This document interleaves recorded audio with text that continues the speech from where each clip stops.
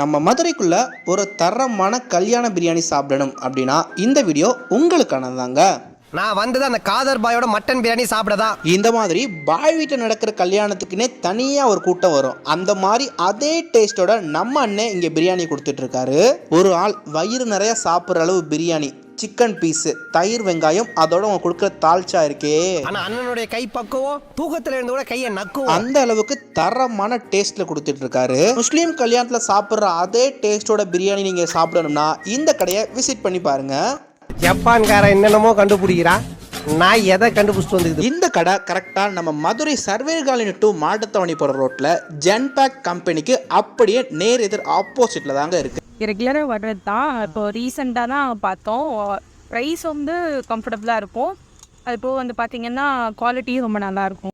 சில இடத்துல ப்ரைஸ் நிறையா இருக்கும், டேஸ்ட் நல்லாயிருக்கும். இங்கே வந்து டேஸ்ட்டும் நல்லாயிருக்கும், ப்ரைஸும் கம்மியாக இருக்கும்.